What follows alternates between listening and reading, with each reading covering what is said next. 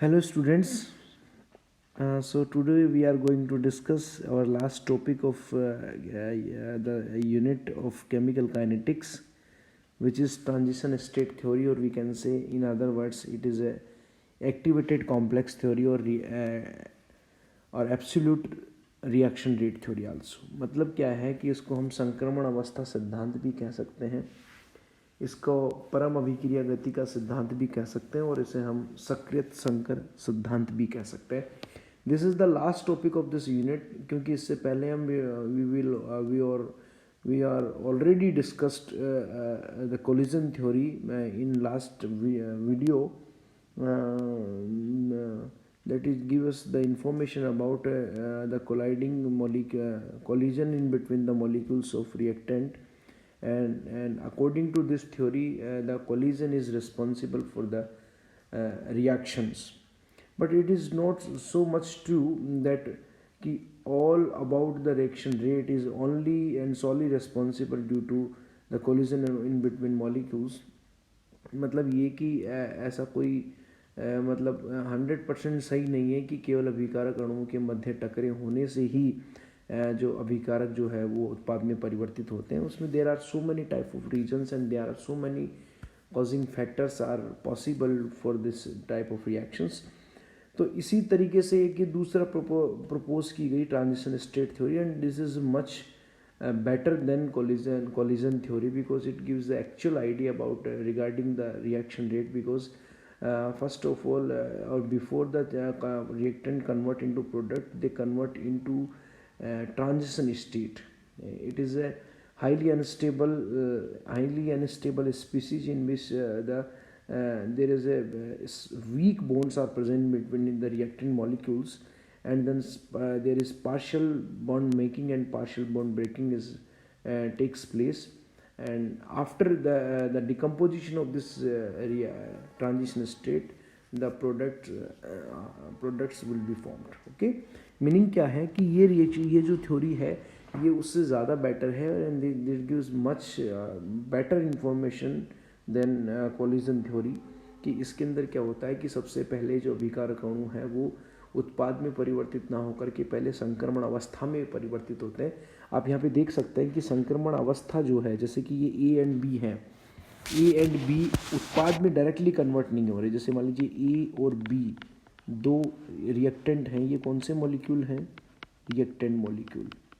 ये directly product में convert नहीं हो रहे, सबसे पहले एक संक्रमण अवस्था में कन्वर्ट हो रहे हैं, एंड देन संक्रमण अवस्था जो है वो फिर किस में कन्वर्ट हो रही है? प्रोडक्ट में कन्वर्ट हो रही है। और इसमें की स्टेप ये है कि जो अभिकारक अणु हैं और जो संकृत संकर है, इनके बीच में उत्क्रमणीय कंडीशन होती है। They are equilibrium in between, there is equilibrium in between the transition state and reactant molecules. मतलब ये क्या है? यहाँ पे संक्रमण अवस्था है। इसको आप डायग्रामेटिकली भी मैंने इसको प्रेजेंट किया, आप देख सकते हैं कि संक्रमण अवस्था क्या है। ये सक्रिय संकर है, ये आप देख सकते हैं ए एंड बी, ये सबसे अस्थायी है, अस्थायी प्रजाति है ये। तो कहने का मतलब क्या है कि ए और बी प्रोडक्ट में कन्वर्ट होने से पहले इस संक्रमण अवस्था में चेंज होते हैं। संक्रमण अवस्था is a highly unstable species, it have the maximum energy compare to reactant as well as product. तो और इसमें पहली कंडीशन देखो, मैं आगे इसके बारे में बात करूंगा। तो किसी भी अभिक्रिया के होने के लिए जिम्मेदार है। अब देखिए, मैं आपको फिर से बात कर रहा हूं कि उत्पाद कब बनेगा, क्योंकि आपको पता है कि there is no connection in between direct, there is no direct connection in between reactant and product. There is only one channel in which first of all reactant will convert into transition state, and then transition decompose into product. Okay, तो कहने का मतलब reactant से product बनने का कोई direct channel नहीं है, ये बात आपको ध्यान में रखनी पड़ेगी। इसके लिए सबसे पहले रिएक्टेंट किस में कन्वर्ट होंगे? संक्रमण अवस्था में कन्वर्ट होंगे।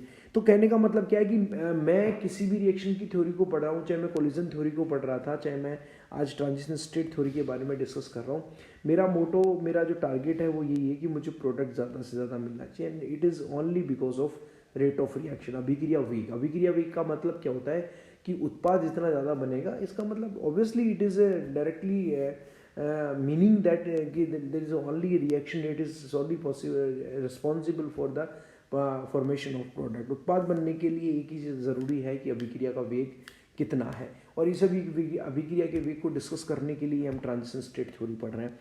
तो कहने का मतलब उत्पाद जब बनेगा जब जो संक्रमण अवस्था है उसकी जो कंसंट्रेशन है वो ज़्यादा से ज़्यादा हो। मतलब क्या हो, उसकी कंसंट्रेशन ज़्यादा से ज़्यादा हो। तो क्या मैं ये कह सकता हूँ कि इस according to this reaction, according to this theory, first of है the rate of reaction depends upon two factors, कि अभिक्रिया का निम्न दो कारकों पर निर्भर करता है। सबसे पहले क्या है, देखिए मैं आपको बता दूं, यहाँ पे आप देख सकते हैं कि जितना ज़्यादा ये ए बी की कंसंट्रेशन बढ़ेगी, जितनी ज़्यादा ए बी की कंसंट्रेशन बढ़ेगी उतना ही ज़्यादा उत्पाद बनने के चांसेस है, क्योंकि उत्पाद डायरेक्ट रिएक्टेंट से तो बन नहीं सकता। तो जितना ज़्यादा ए बी उस रिएक्शन में बनेगा, मतलब क्या है कि देखिए एक इसमें चीज़ सबसे इंपॉर्टेंट ये है कि there is equilibrium is present in between reactant molecules and transition state. इसका मतलब ये है कि ये इक्विलिब्रियम किसकी तरफ शिफ्ट होना चाहिए, टुवर्ड्स संक्रमण अवस्था। ये किसकी तरफ शिफ्ट होना चाहिए, इक्विलिब्रियम साम्यावस्था किसकी तरफ शिफ्ट होना चाहिए, संक्रमण अवस्था की तरफ शिफ्ट होना चाहिए। मतलब क्या है कि आपको यहाँ पे ली चार्ले प्रिंसिपल को यूज करना पड़ेगा, जिसको हम हिंदी में लाशतोली का नियम कहते हैं। और लाशतोली का नियम ये कहता है कि हम उस नियम के अंदर टेम्परेचर, ताप कारक है, दाब कारक है, सांद्रता भी कारक होती है, अक्रिय गैस को मिलाना भी, बहुत सारे कारण हैं जो आपने इक्विलिब्रियम में पढ़े होंगे। उसके अनुसार हम इस इक्विलिब्रियम को किसकी तरफ शिफ्ट कर सकते हैं, संक्रमण अवस्था की तरफ शिफ्ट इसको कर सकते हैं। तो मैं ये कह सकता हूँ कि फर्स्ट तो है कंसंट्रेशन ऑफ एक्टिवेटेड कॉम्प्लेक्स, जिसको हमने संक्रमण अवस्था कहा है। एक्टिवेटेड कॉम्प्लेक्स, कंसंट्रेशन ऑफ सक्रियत संकर की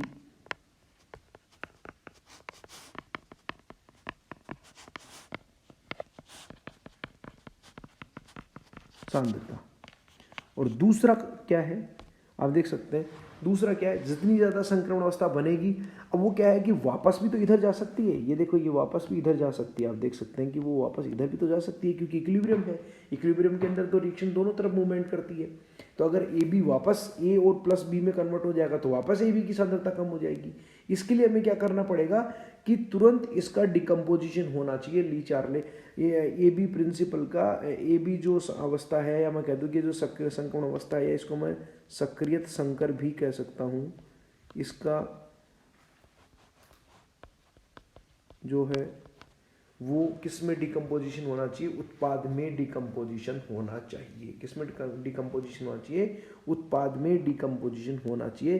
क्योंकि अगर उत्पाद में जितना ज़्यादा ए बी खर्च होकर के उत्पाद बनाएगा, उतना ही ज़्यादा ली चार्ले प्रिंसिपल के अकॉर्डिंग रिएक्टेंट किस में कन्वर्ट होगा, उत्पाद में। आपको अगर आपने अगर ये साम्य अवस्था पढ़ी है 11th-12th में, तो आपको पता होगा कि अगर आप प्रोडक्ट की कंसंट्रेशन बढ़ाओगे, कम करोगे, तो ये आपका जो मतलब ली चार्ले प्रिंसिपल के अकॉर्डिंग जो है वो इक्विलिब्रियम किसकी तरफ शिफ्ट होगा, जिधर उत्पाद की सांद्रता बढ़ती हो। अगर आपने सांद्रता को घटाई है तो ये उधर बढ़े, मतलब उधर शिफ्ट होगा। तो वापस फिर ए बी और किस में कन्वर्ट होने शुरू हो जाएंगे, ए बी संक्रमण अवस्था में कन्वर्ट होने लग जाएंगे।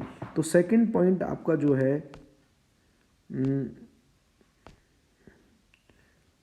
सक्रियत संकर दिया, तो सेकंड पॉइंट अपन का हो जाएगा डिकम्पोजिशन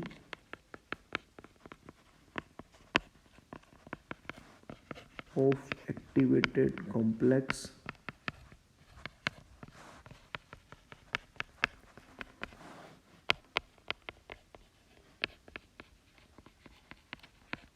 into products।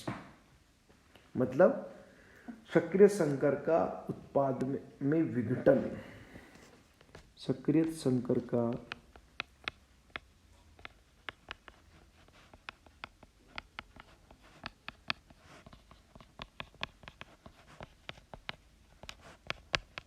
उत्पाद में,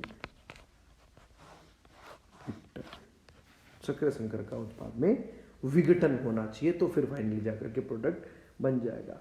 तो इसके लिए हम इन दोनों पॉइंट्स को ध्यान में रख करके हम ये कह सकते हैं क्या नाम है कि हम इसके लिए रेट ऑफ रिएक्शन थ्योरी को कैलकुलेट कर सकते हैं। तो देखिए यहाँ पे हम एक रिएक्शन को कंसिडर करेंगे और उसके अकॉर्डिंग फिर इसको प्रोसीड करेंगे। क्या है कि मैं कहूँ एक द्विअणु अभिक्रिया के लिए, द्विअणु का मतलब जिसमें दो रिएक्टेंट मॉलिक्यूल्स होंगे,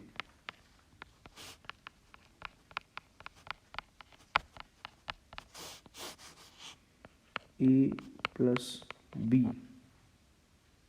अभिकारक है,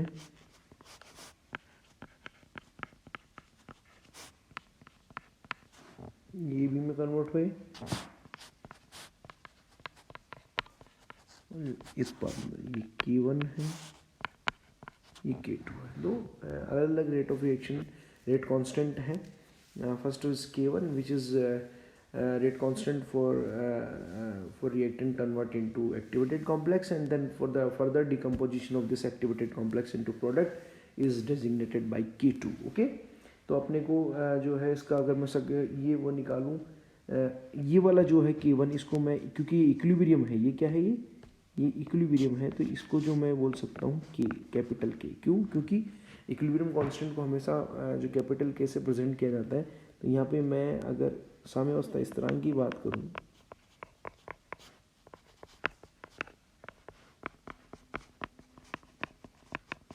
तो जो K है वो क्या हो जाएगा, क्योंकि आपको पता है गुलबर्ग-वागे का नियम according to law of mass action या गुलबर्ग-वागे का नियम, concentration of product divided by concentration of reactant.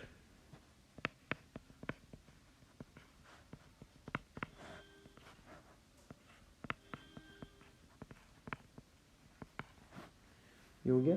यहाँ पे प्रोडक्ट इस K के लिए ये प्रोडक्ट हो गया, वैसे तो प्रोडक्ट ये है लेकिन इस स्टेप के लिए, इस वाले स्टेप के लिए प्रोडक्ट तो ए बी है ना, और रिएक्टेंट ये हो गया। और यहाँ से अगर मैं ए बी, क्योंकि आपको ध्यान रखना चाहिए, देखो इसका डेरिवेशन समझने के लिए एक ही चीज़ सबसे इंपॉर्टेंट है, क्योंकि आपको ये पता नहीं चलेगा कि अब के बाद इसके बाद मुझे क्या करना है, इसके बाद मुझे क्या करना है। तो इसका सीधा सा कंसेप्ट ये है कि आपको ये दिमाग में रखना है कि transition state theory stands for कि there is two factors which is responsible for this activated complex theory, in which one is concentration of activated complex and then second is decomposition of this activated complex into products। सो हमें दोनों का अलग अलग calculate करना है। तो आपका जो एक्टिवेटेड कॉम्प्लेक्स है वो ये है, तो इसकी कंसंट्रेशन कहाँ से निकलेगी, कंसंट्रेशन यहाँ से निकलेगी, ए बी स्टार बराबर के ई और बी। इसको आप इक्वेशन नंबर 1 दे सकते हैं, इसको क्या दे सकते हैं, इक्वेशन नंबर 1 दे सकते हैं। अब चूंकि जो के स्टार है वो उसकी वैल्यू कहाँ से निकालेंगे भाई, उसकी वैल्यू भी तो आपको निकालनी पड़ेगी। तो के स्टार की जो वैल्यू है वो हम निकाल सकते हैं। इसके बारे में हम जो है अभी, क्योंकि लंबा डेरिवेशन है तो उसको ये बहुत बड़ा वीडियो अपलोड नहीं हो पाएगा, तो मैं उसको नेक्स्ट वीडियो में डिस्कस करूँगा।